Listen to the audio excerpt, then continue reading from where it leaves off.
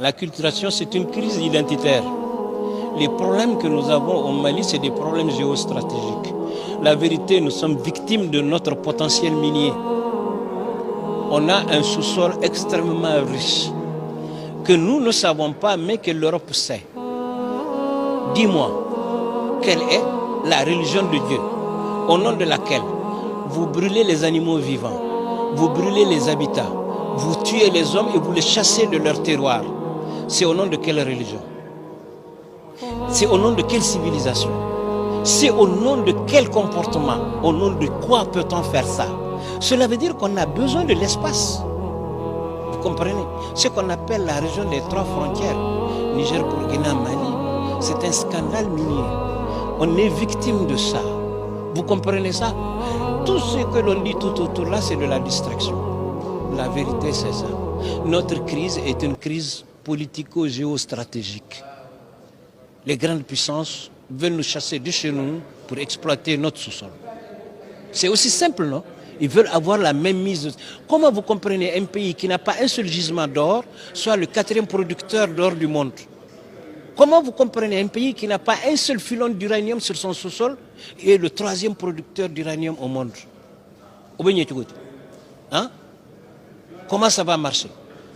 Mais il faut que vous, la jeunesse, vous soyez informés de ça, que ce n'est pas une crise identitaire, ce n'est pas un complexe. Ce dont vous parlez là, c'est naturel entre les gens, c'est naturel. Hein? Si vous êtes des Bambara, dès que vous êtes ensemble, vous avez le réflexe de conservation, vous parlez Bambara, les Sonraïs, c'est la même chose. Vous nous dites que c'est des racistes, à Dos et à Bosse. Non, le Mali est une nation.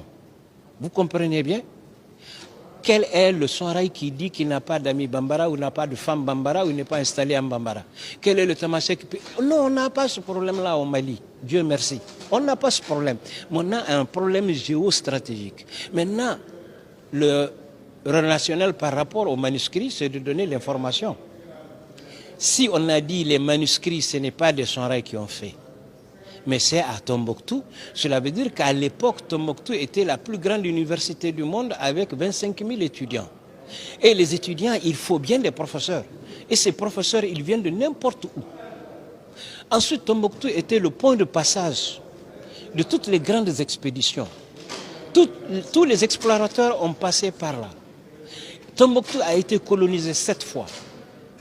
7 colonisations différentes. Chacun a apporté sa connaissance, son enseignement, sa culture, ses mœurs, son mode de vie. Donc Tombouctou, c'est des civilisations superposées jusqu'à 7 fois. C'est pourquoi tout le monde se reconnaît dedans.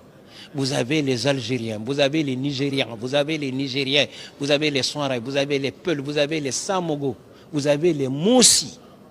Vous avez les Mossi et les Mianka. Et les Mianka, j'insiste là-dessus. Vous comprenez très bien. Vous avez beaucoup de Burkinabés et beaucoup de Mossi. C'est tout ça, Tombouctou. Maintenant, les manuscrits nous renseignent sur tout ça. Ils nous ouvrent les yeux pour dire, vous n'êtes pas seul au monde, vous n'êtes pas isolé. Vous êtes un patrimoine culturel commun. Maintenant, utilisez cette communauté de savoir pour ne pas vous entretuer. Dites-moi, pourquoi un Sonraï et un Tamashek s'entretuent? Dites-moi pourquoi un Peul et un Dogon s'entretuent. Dites-le moi, je veux le savoir. Dites-le moi quoi. Pour quelle raison? Si quelqu'un a une réponse, il n'a qu'à me dire. Ce n'est vraiment pas normal quoi. C'est le moins qu'on puisse dire, ce n'est pas normal. Alors si je dis que ce n'est pas normal, il faut que je réalise que tout ce que j'ai de Peul, son support c'est Dogon. Tout ce que j'ai de Dogon, son support c'est Maninka. Tout ce que j'ai de bon à Maninka, son support c'est Malinke, etc. etc. Allez, au revoir.